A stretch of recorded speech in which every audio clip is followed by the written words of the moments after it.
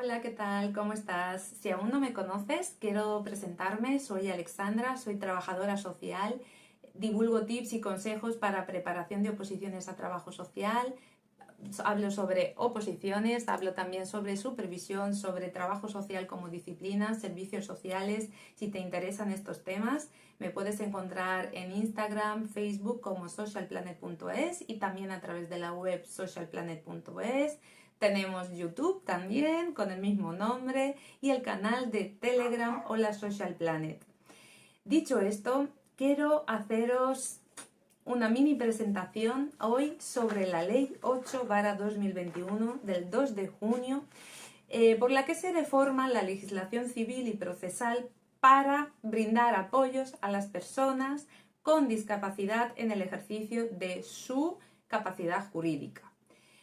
Aquí este mismo título de esta ley viene a darnos dos claves muy importantes que hablan de reforma, de más reforma legislativa, que realmente el marco normativo jurídico es lo que sostiene nuestra intervención y nuestra actuación como profesionales, pero también como una forma de entendernos y movernos en la sociedad como ciudadanos. Por tanto, para mí es muy importante el conocimiento y la divulgación del contenido de esta ley, dado que requiere un cambio de mentalidad, requiere un trabajo personal de cada uno y profesional, por supuesto, de formarnos y de adaptar nuestra intervención y nuestras actuaciones diarias hacia las propuestas que hace esta ley. Dicho esto, como os he dicho, por un lado está reforma y por otro lado apoyos. Vamos a hablar de nuevas figuras jurídicas, nuevas formas de ver y proveer apoyos para las personas con discapacidad. Y diréis, ¿y antes qué? ¿Antes no se daban? Sí, se daban, pero desde un lugar y desde una manera donde se ha visto, se ha observado, se ha interpretado y se ha investigado de que no lo estábamos haciendo cumpliendo con la Convención de Nueva York y con, con el precepto, ¿no?, de la igualdad ante la ley de todos los ciudadanos, en igualdad de condiciones con el resto de ciudadanos. Digamos que antes de entrar en materia me gustaría que os quedarais con concepto de que se ha reformado muchísimas más partes de nuestra normativa, ¿vale? Aquí ya desde el índice de la ley nos dice que se ha modificado el Código Civil, la ley hipotecaria, la ley del enjuiciamiento civil, de registro civil, de jurisdicción voluntaria y hasta del Código de Comercio, ¿vale? Todo esto ha requerido esta reforma para precisamente dar respuesta en forma de apoyos a las personas con discapacidad. Por tanto, este cambio legislativo pretende que los derechos de las personas con discapacidad sean reales y efectivos y que ellos puedan disfrutar plenamente de sus derechos. Por tanto, se requiere la participación plena de estas personas en la sociedad, de su vida, de sus decisiones, de sus actuaciones. Se requiere una igualdad de oportunidades en las mismas condiciones que el resto de los ciudadanos. Probablemente eso no se estaba dando con anterioridad. Y por otro lado habla del ejercicio efectivo de sus derechos, ¿vale? Estas tres cosas me parecen muy importantes quedárnoslas. Hoy obviamente no voy a explicar al detalle cada resquicio, cada cosilla que marca esta ley, pero para que hay mucha normativa, por supuesto, hay muchas más reformas, pero creo muy importante que para que tengamos como un hilo conductor, que podamos entender y comprender desde dónde se parte, ¿no?, cuál es el origen que da lugar a que se promulgue una ley de estas características en el año 2021, tenemos que remontarnos un poco a la historia y ahí vemos que el concepto de la discapacidad ha ido evolucionando. ¿Y qué hemos visto? Que en la caridad, en esa etapa más religiosa, hablábamos de marginación, ¿no? Nos daban como hasta vergüenza el que tú tuvieras en tu familia pues a una persona con algún tipo de deficiencia, sea física, mental o psíquica, ¿no? Entonces, ese concepto ha ido evolucionando por otro concepto más rehabilitador, ¿no? Donde se prestaba otro tipo de ayudas, incluso, ¿no? Ya se les daba como, vamos a intentar poner los medios para que compensar esos déficits, ¿no? Que se ponían de manifiesto en las situaciones de estas personas con discapacidad. Ese concepto también ha tenido un progreso adicional, que era el modelo más social, donde se abogaba por la igualdad y por los derechos de las personas con discapacidad. Pues bien, de ese concepto saltamos a un hito súper importante también en la historia, que es la Convención de Nueva York, que se da en 2006, donde hablan de los derechos, ¿no? La efectividad de los derechos de las personas con discapacidad. Y ahí recoge, digamos que esa convención os la tenéis que leer sí o sí, porque realmente recoge todo lo que viene a decir esta ley 8/2021, ¿no? En la convención de 2006 es donde ya se menciona la necesidad de ver a las personas con discapacidad como personas, por el simple hecho de ser personas, porque son ante que nada personas, dar cumplimiento a la Declaración Universal de los Derechos Humanos y hacer todo lo posible, todos los cambios que se requiera para que eso se dé así. Claro está que desde el año 2006 a 2021 hay un recorrido de tiempo, ¿no? Y en todo este tiempo, por supuesto que por parte de España, que desde que ratificó la Convención de Nueva York en 2008, ha habido muchos intentos de pequeñas modificaciones y adaptaciones y por supuesto que se han dado progresos, ¿vale? Pero ahí hay un punto donde se hace un ejercicio de reflexión mayor y donde dice, aún falta, ¿vale? La Convención de Nueva York es muy ambiciosa. Por tanto, esta ley 8/2021 también lo es en sí, y por tanto era justificado y bastante normal que se requiriera de tiempo para poder adaptar toda la normativa a esos requerimientos, ¿no? Por tanto, importante, Convención de Nueva York 2006, España la ratifica en 2008. Luego, ¿qué tenemos? Tenemos en 2011 la ley 26/2011, que es que hace la adaptación a la normativa internacional. Luego, en 2013 tenemos el Real Decreto 1/2013 del texto por el cual se aprueba el texto refundido de la Ley General de Derechos de las Personas con Discapacidad. Esa ley, ese Real Decreto 1/2013 ya recoge un mogollón de lo que refiere la convención, pero el comité encargado de vigilar todo este tipo, aquí tenemos un nuevo profesor que viene a saludar, disculpad, pero ya veis quién manda aquí. Entonces, lo que decía, que el Real Decreto 1/2013, que viene a aprobar el texto refundido de la Ley General de los derechos de las personas con discapacidad, ahí ya viene recogido un montón de los principios y de las formas de entender, ¿no?, las actuaciones de las personas con discapacidad. Pero fallaba las formas y las medidas que teníamos de cara a proteger, ¿no?, a las personas, que era mediante la incapacitación y mediante la tutela. Por ello se requería de una reforma también mayor, ¿no?, en la ley del enjuiciamiento y de lo penal. Entonces, por hacer un breve resumen, nos remontamos para comprender el punto en el que nos encontramos hoy con la ley 8/2021, a la Convención de Nueva York, a la modificación de la ley 26/2011, que es una adaptación a la normativa internacional. Luego, por tanto, tenemos el Real Decreto 1/2013, por el que se aprueba la ley, ¿vale? Esa ley viene recogida súper bien y que tenemos que tener, ojo, muy importante, el concepto de discapacidad, ¿vale?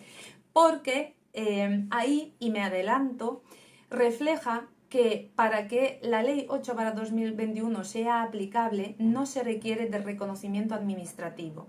Además, pueden tener el reconocimiento administrativo de persona con discapacidad, que ya sabéis que por otro decreto donde se regula el grado de minusvalía, creo que lo menciona así, pues ahí requiere un mínimo de 33%.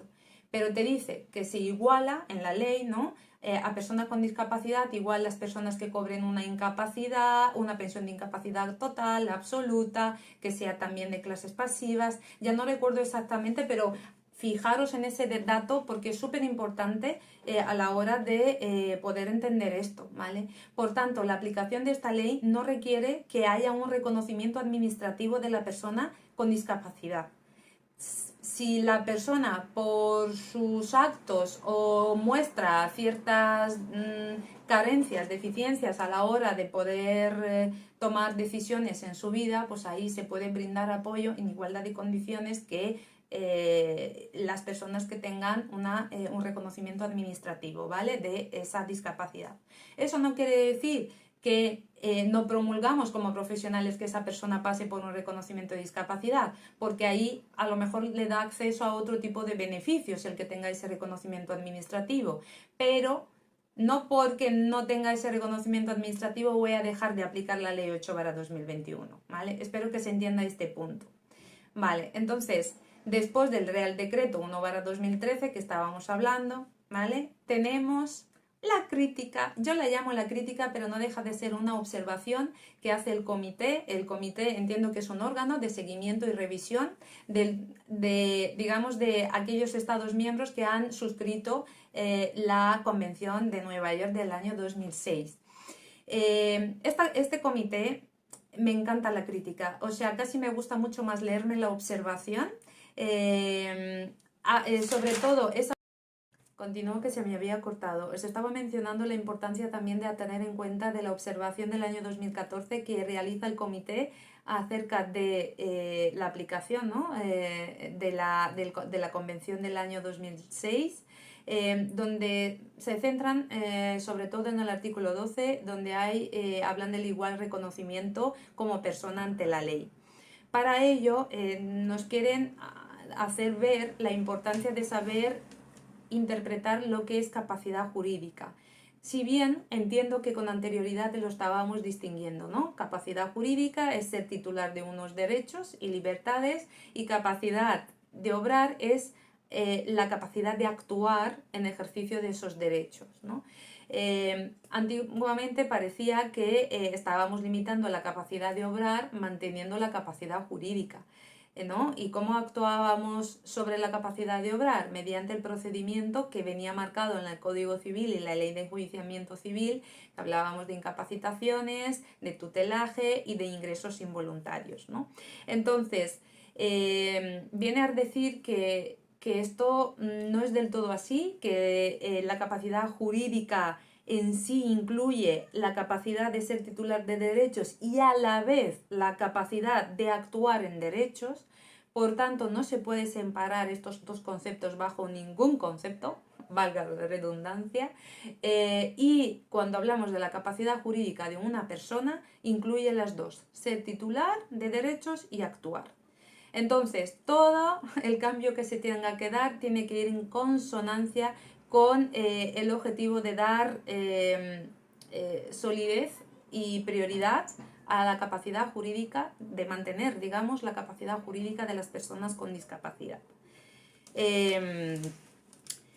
Por tanto, no se pueden separar lo que os he dicho, y eso da lugar a que las personas puedan tener relaciones jurídicas, las personas con discapacidad pueden establecer relaciones jurídicas, hacer préstamos bancarios, heredar, digamos, bienes, y también contratar hipotecas y demás. De ahí que todo esto viene, que la ley 8/2021 reforma la ley hipotecaria, hemos dicho la ley del enjuiciamiento civil, el código civil, ¿vale? Estas tres cosas que realmente, si lo pones en la práctica, se traducen en eso, ¿no?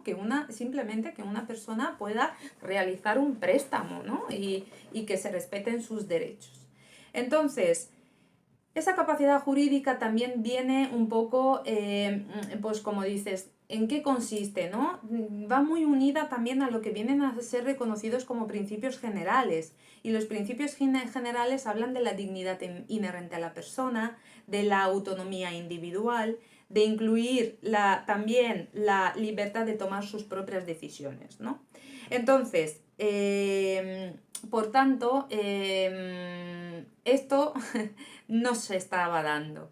Entonces dicen que los estados partes tienen que reconocer a las personas con discapacidad que tienen capacidad jurídica en igual condiciones con los demás, con todas las personas, en todos los aspectos de la vida.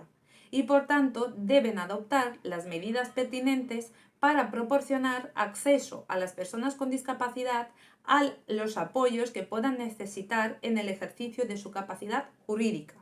Por tanto, tenemos que ver y sentir a las personas con discapacidad como si fuéramos como una persona completa y en igualdad de condiciones que cualquier otra persona ante sus derechos, ¿no?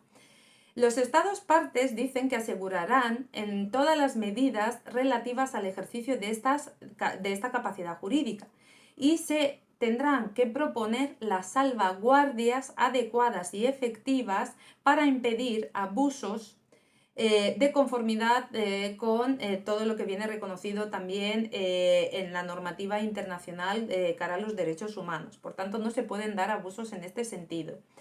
Estas salvaguardias que hablan de que el Estado tiene que proveer, tienen que asegurar las medidas relativas al ejercicio de la capacidad jurídica, respeten sus derechos, la voluntad, las preferencias de la persona, que no haya conflicto de intereses ni influencia indebida entre la persona con discapacidad y la persona que la represente o le brinde apoyo, ¿vale? Esa influencia indebida, cuando se da, se tiene que obviamente denunciar y en ese caso se pondría también un defensor judicial, ¿no?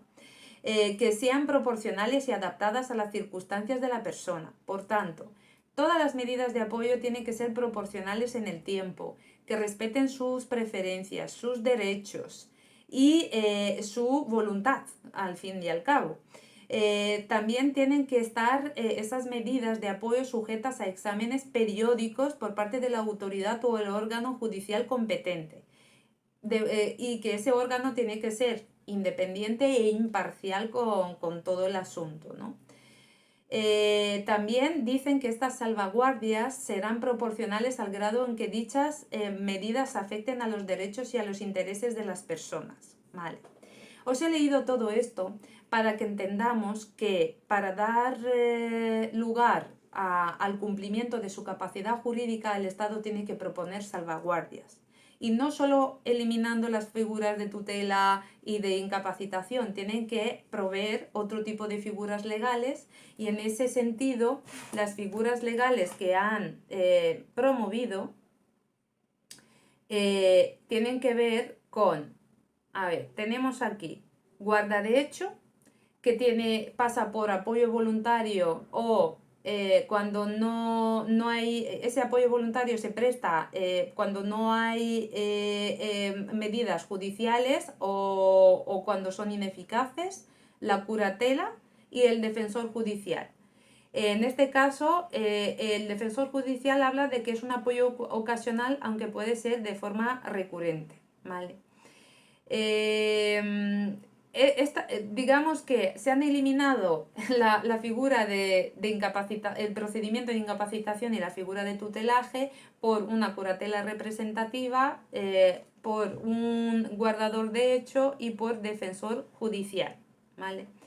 En este caso, os digo que cada una de las figuras es muy importante leérselas, que comprende cada una, porque es algo que se nos va a olvidar. Yo no voy a insistir sobre eso porque quiero dejar solo los hitos importantes y ese cambio de mentalidad y dónde se han dado esas modificaciones, ¿no? Nosotras, digamos, como trabajadoras sociales y estamos en servicios sociales de base y demás, realmente tenemos que saber discriminar y tener un criterio a la hora de valorar y pedir esas medidas de apoyo y desde la sensibilidad, ¿no? Del respeto a sus voluntades, desde a sus decisiones y también desde el cumplimiento de su capacidad jurídica, ¿no? Sobre todo como ciudadano en igualdad de condiciones que el resto, ¿no? Ante la ley. Bueno, también la crítica nos viene a decir que hasta ahora distinguía como entre la capacidad jurídica como si fuera algo diferente a la capacidad mental, ¿no?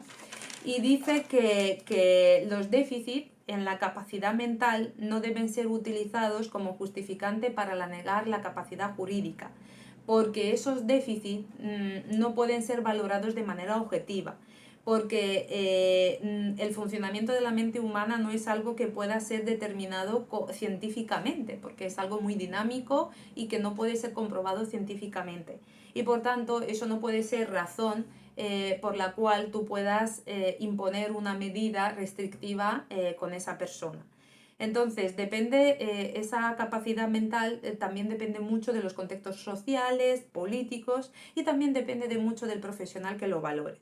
Por tanto, habla muchísimo de cómo el que él no pueda o a priori veamos que no tiene suficiente capacidad mental realmente es un sesgo que tenemos nosotros y que no puede ser determinado de forma objetiva. Dice que se mezcla la capacidad mental con la capacidad jurídica y habla de que hablan también de otro concepto que es la aptitud deficiente, ¿no? Para tomar decisiones a causa de una discapacidad cognitiva o psicosocial y que se retira en consecuencia la capacidad jurídica para tomar una decisión concreta. Entonces, tanto la deficiencia mental como una aptitud deficiente para tomar decisiones, eso lo mismo. No es una razón suficiente como para imponer una medida que le limite su capacidad jurídica de actuar. Si la persona puede o no entiende la naturaleza de las consecuencias sobre sus decisiones y que pues se le tiene que informar de una manera que ella pueda comprender. No se puede evaluar con exactitud el funcionamiento del pensamiento humano y del cerebro y de la mente humana, por tanto, por eso es muy necesario que se hable en un lenguaje comprensivo, adaptado a sus necesidades. El apoyo, que como hemos visto, en todo momento tiene que respetar sus derechos, la voluntad y las preferencias de las personas con discapacidad. Por tanto, cuando propongamos apoyos, tenemos que referir en nuestro informe social probablemente cuáles son sus deseos y expresar o dejarlos reflejados.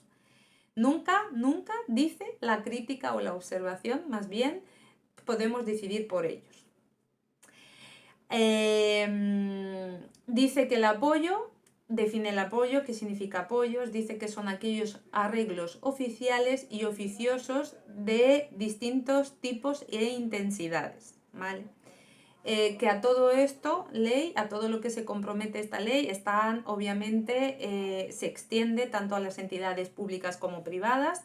En todo momento, incluso en situaciones de crisis, deben respetarse la autonomía individual y la capacidad de la persona con discapacidad de adoptar decisiones.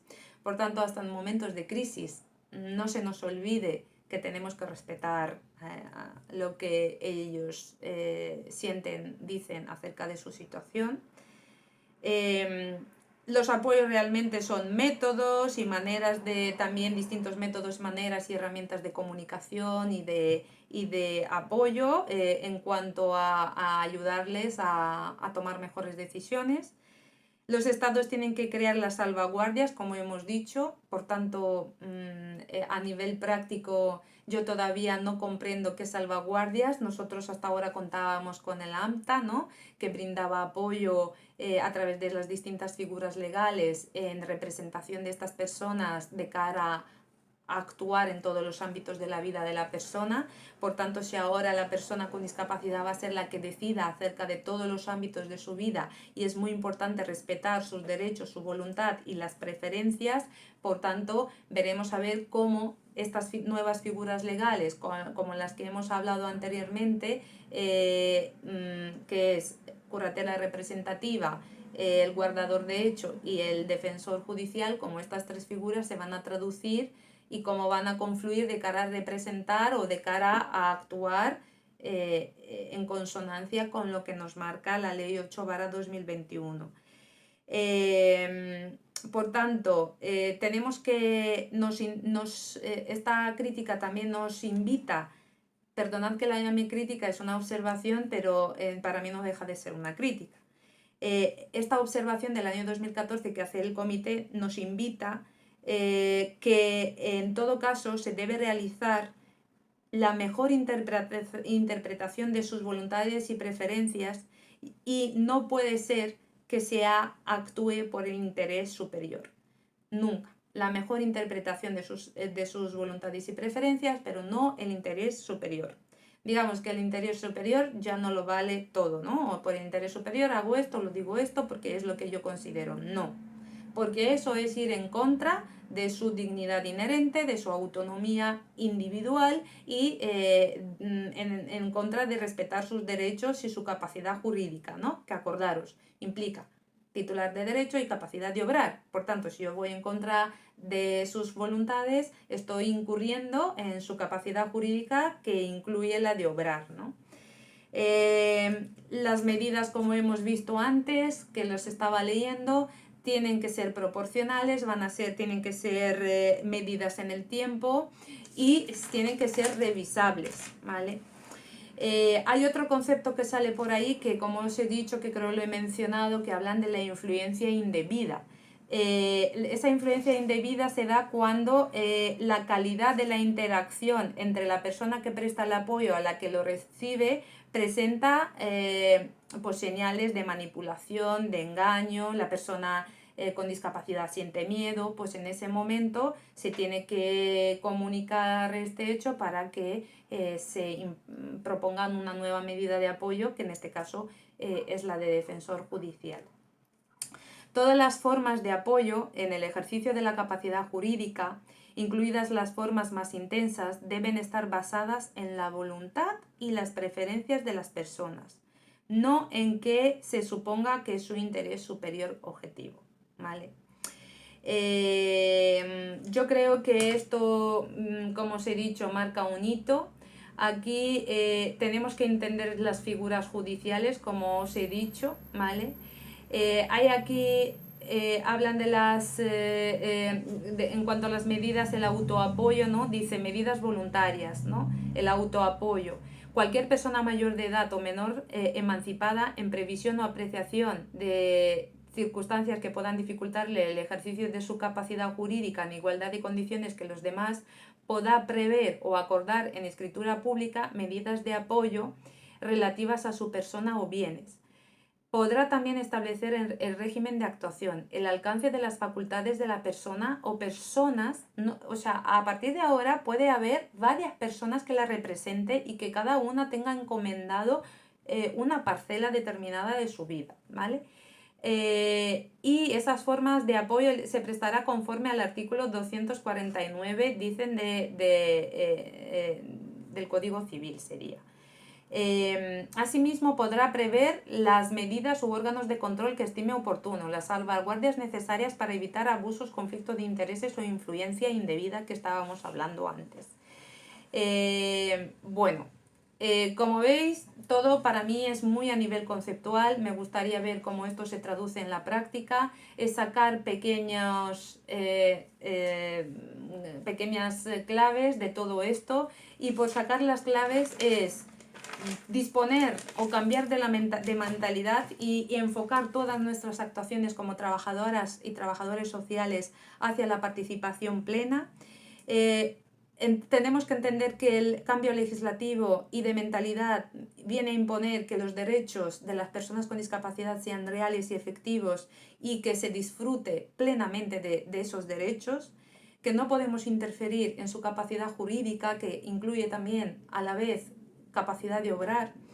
Tenemos que ofrecer igualdad de oportunidades de las mismas, en las mismas condiciones que el resto de los ciudadanos. Tienen que tener las mismas oportunidades en todas las áreas de su vida y en igualdad de condiciones que el resto de ciudadanos.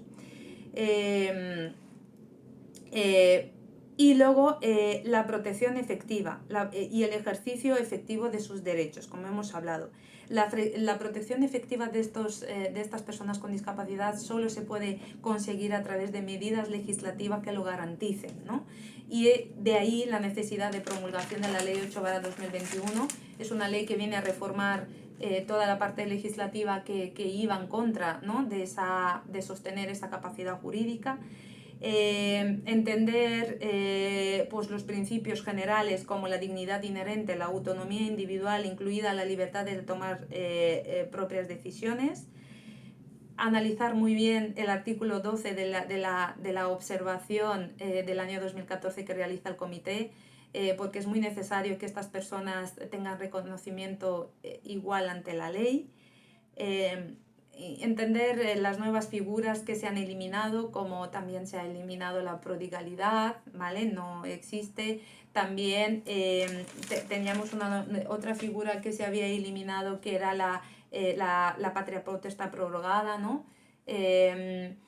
Ellos, una vez que cumplan los 18 años, no tienen por qué prorrogar la patria potestad a los padres, ¿no? De estos, si no pueden elegir a cualquier otra persona. Entonces es totalmente legítimo que no de oficio o de forma automática se entienda que los padres tienen que ser los que sean los tutores, ¿no? legales de estas personas con discapacidad. Pues lo pueden ser, pero no tiene que existir esa figura de prórroga, ¿no? Sino de ese nombramiento en ese ejercicio de la persona con discapacidad de forma autónoma, según sus preferencias y sus voluntades, de quién quieren que sea su representante. Puede ser uno o varios, ¿no? Que es lo que hemos hablado, que en esas medidas de apoyo que ellos mismos se pueden nombrar, ¿no? Hacer un acto para que se nombre.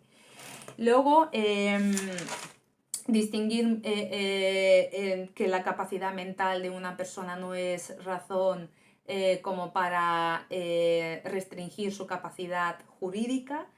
Y por supuesto que el apoyo debe respetar los derechos, las voluntades y las preferencias de las personas con discapacidad, y que dichos apoyos tienen que ser proporcionales y que no se puede actuar en base al interés superior de las personas con discapacidad, sino que se tiene que hacer la mejor interpretación de sus voluntades y preferencias.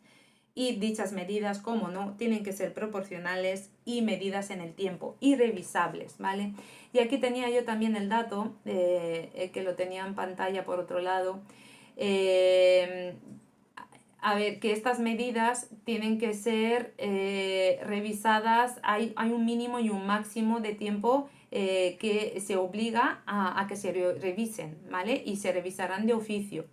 Aquí lo último que tengo, a ver si este dato es importante, dice obviamente que a partir de la entrada en vigor de la presente ley, las meras privaciones de derecho de las personas con discapacidad o en su ejercicio quedarán sin efecto. Si hay algún tipo de privación de sus derechos, se quedará sin efecto. La aplicación a tutores, las normas se aplicarán a esos tutores, como os he dicho, todas las medidas que tenían un tutor pues pasarán a curadores representativos. Quienes ostenten la patria potestad prorrogada o rehabilitada continuarán ejerciéndola hasta que se produzca una revisión o que de oficio la persona con discapacidad solicite una nueva medida de apoyo más adecuada a sus características. Y dice que en cualquier momento se podrá solicitar la revisión de las medidas. Si no se han revisado, la revisión se realizará por parte de la autoridad judicial de oficio o a instancia del Ministerio Fiscal en un plazo máximo de 3 años. Es lo que os comentaba, que dichas medidas pueden ser revisadas a petición de la persona interesada o de oficio, que eso me parece súper importante, en un plazo no superior a 3 años. Así que nada. Espero que os haya servido, ayudado, no me alargo mucho más. Es muy difícil quizás poder entrar muy al detalle en cada concepto. Recordad repasar la convención, el Real Decreto 1/2013 y, como no, la crítica, la observación de 2014, luego para llegar a leer y entender esta ley, junto con estos vídeos que espero que te sirva. Nos vemos en el siguiente vídeo.